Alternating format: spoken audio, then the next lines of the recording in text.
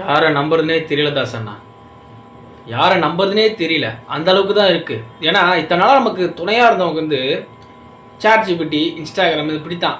இவங்க தான் நமக்கு இத்தனை காலமாக துணையாக இருந்திருக்காங்க. ஆனால் இப்போ என்னடா ஆச்சுன்னா, ரீசெண்டாக நீங்கள் பார்த்துருப்பீங்க, ஒரு போஸ்ட் வைரல் ஆச்சு. கூகுளில் சில கேள்வி கேட்டிருக்காங்க.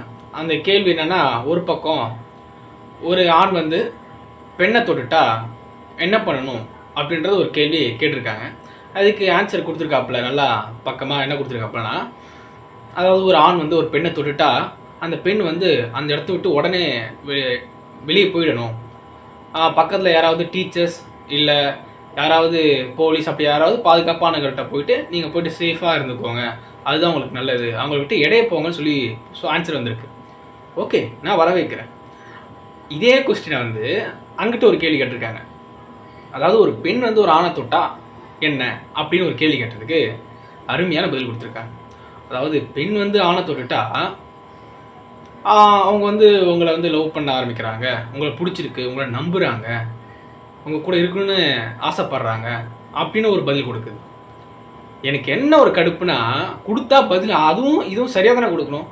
அதுனா ஒரு ஆண் தொட்டால் மட்டும் தப்பான இடத்துல தொடுவான், அப்போ ஒரு பெண் தொட்டால் அது வந்து சரியான இடத்துல இருக்குமான்றது மிஷன் கூட எந்த அளவுக்கு யோசிக்குது பார்த்தீங்களேன். அப்போ அந்த அளவுக்கு ஒரு ஆண் வந்து தீண்டாமை இருக்குது. இத்தனை நாளமாக பேசிகிட்டு இருப்போம், ஜாதி தீண்டாமை, அந்த தீண்டாமை, பணம், ஏழை அப்படின்னு பேசிகிட்டு இருப்போம், பணக்காரன் ஏழைன்னு பேசிகிட்டு இருப்போம். ஆனால் ஆண்களுக்குன்னே ஒரு தீண்டாமை இருக்குன்னா அது இதுதான்.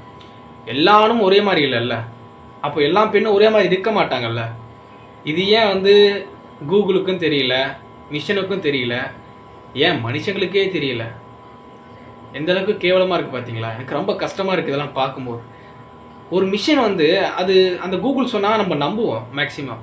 இப்போ இந்த விஷயத்தை வந்து நிறைய பேர் சர்ச் பண்ணும்போது எவ்வளோ கஷ்டமாக இருக்கும். ஒரு ஆணை வந்து ட்ரஸ்ட் பண்ணவே கூடாதுன்னா எல்லா ஆண்களும் அப்படி இல்லைல்ல.